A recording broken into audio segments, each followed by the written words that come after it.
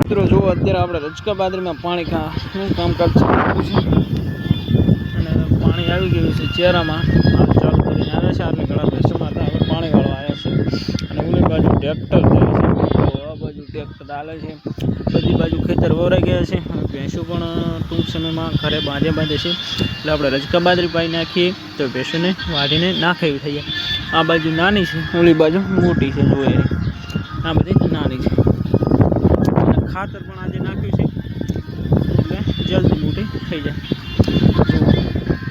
ચાલો મિત્રો કન્ટિન્યુ બને રહેજો. પાણી કેટલું આવે છે આપણે જોતા આવીએ, એટલે આગળ કન્ટિન્યુ બને રહેજો, તમને બતાવતો રહીશ. મિત્રો તો જો આપણે ભેંસો ઘરે આવીને સૂકા પૂળાની નીણ કરી હતી અને વહેલા આપણે ગયા હતા ખેતરમાં, આ તો કલટી જોડો છે. હવે આપણે કલટી છોડી દઈએ અને ટ્રેક્ટરને લઈ જઈએ કરે, તો કન્ટિન્યુ બને રહેજો.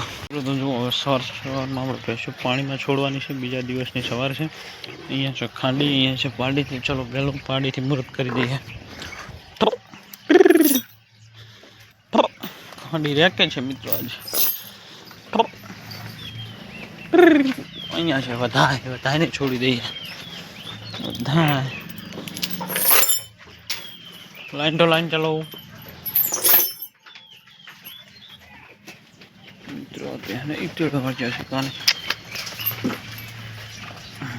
તોડીને કરી છે પાઇપ પડતો મારી નાખ્યો.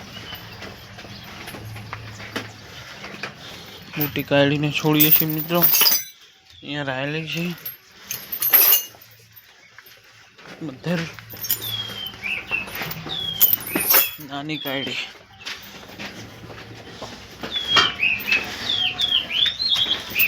ચાંદરી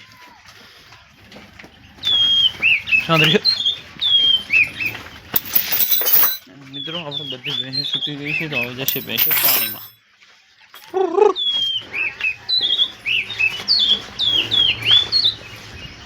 ચલો ચલો.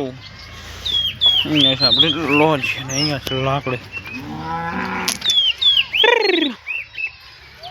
મિત્રો વાસળીને છોડવાની છે.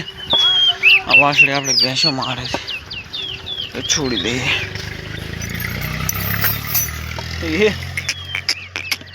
જો ભેંસો ભેગી હાલતી થઈ ગઈ. તો ચાલો મિત્રો હવે ભેંસો પાણીમાં જઈને બતાવો. મિત્રો તો જુઓ ભેંસો પાણીમાં ઉતરે છે બધી. તો ચલો મિત્રો હવે ભેંસો પાણીમાં બેસીએ.